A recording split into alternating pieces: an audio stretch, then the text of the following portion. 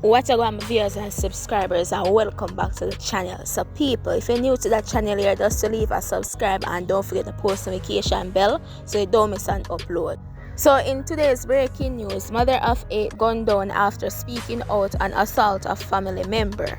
So a pile of broom overshadowed a Gregory Park, Portmore community following yesterday's brazen daylight murder of a mother of 8 who was well known among the citizens. Dead is 47-year-old Natalia Roden. Roden was gunned down in a section of the community called Mexico. The Gleaner understands that she tried to outrun her attacker but was chased and shot. The circumstances surrounding her death are being probed by the Portmore Criminal Investigations Branch.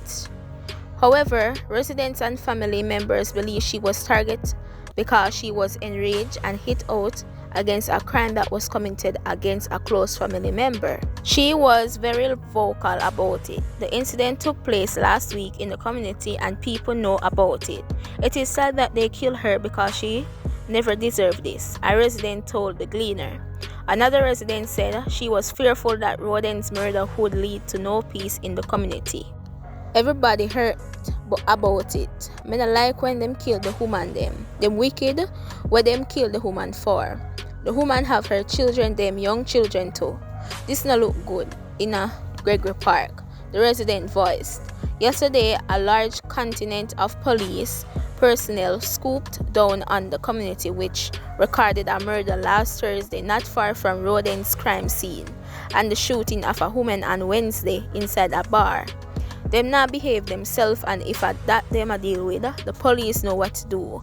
A lawman who was seemingly peeved said aloud as he traversed the area. One of Roden's children was inconsolable as she stood over a thick pool of her mother's blood and cried. The woman who intends to leave the area said her mother was a hustler who worked hard for her children to survive.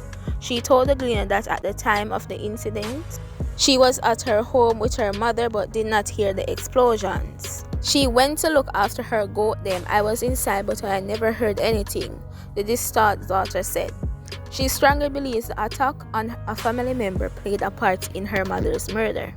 A long time she lived here, more than 20 years, the woman said, looking around in despair. She said the burden was now on her to ensure that her younger siblings were protected and cared for. The St. Catherine South Police Division has recorded a 14% decline in murders as at July 20 compared to last year. Shootings in the division are also showing a decrease of 14%. A police constable was reportedly shot and injured after foiling a murder attempt in Sandy Bay, Clarendon on Friday night. So what happened was that the alleged intended target was also shot and injured, the police say. Commanding officer for the Clarendon Police Division, Superintendent Shane McCullough, said the injured policeman was attending a church service in the area when he responded to the incident sometime after 8 p.m. He heard explosions and cries for help and intervened, and an exchange of gunfire took place between him and the suspects. He is currently at the hospital and about to undergo surgery. This is not one of the things you want to hear as a commanding officer, but we're just hoping and praying that everything works out well and he pulls through, said McCullough. He continued, what we understand is that some men went to the shop and sought to carry out a killing of another man with whom we understand there was some disagreements. So it was during that process Constable heard the cry for help and intervened. McCullough urged the perpetrators to surrender, saying, I would take this opportunity to tell those persons who carried out this cowardly act to turn themselves in, because one thing we can assure, the full government of the JCF and the Clarendon Police Division were coming for you.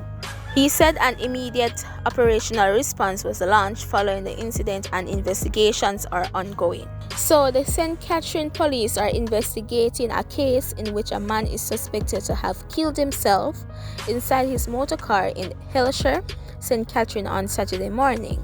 He has been identified as 35-year-old Ira Roberts of 2 East, Greater Portmore in the parish. It is reported that about 4:30 a.m., deceased car was observed near a bridge in Hillshire. The police were summoned and checks revealed that the body had what appeared to be a self-inflicted gunshot wound to the forehead. Robert's licensed firearm was also found inside the vehicle. Investigators are awaiting the outcome of a post-mortem to guide their next steps. So the final story for today's breaking news. Cops identified men killed in Negril. Three of men were shot dead in an alleged confrontation with members of the Jamaica Constabulary Force in Negril Square, Westmoreland on Friday have been identified. The police said 6 other persons, including one of the men who was shot and injured in the confrontation, have been taken into custody. That man is from Greenvale in Manchester. Among the deceased is 34-year-old Nikeli Delevante from Waterford in Portmore, St. Catherine. Delevante was out on $200,000 bail for the shooting of a police inspector in Old Harbour, St. Catherine last year. He was also charged for robbing an ATM machine last year. The other men are 37-year-old Caval Simit from Cave District and Ankar Vincent Forrest, 29, from Geneva District in Grange Hill, both in Westmoreland. The police said 2 M16, 1 AK-47 assault rifle, 2 pistols, and a revolver were seized from the men following the confrontation. The police also seized 57.62 rounds used in AK-47s, 65 5.56 rounds used in M16s, 45 9mm rounds, 5.38 rounds, 3 M16 and 2 AK-47 and 2 9mm magazines.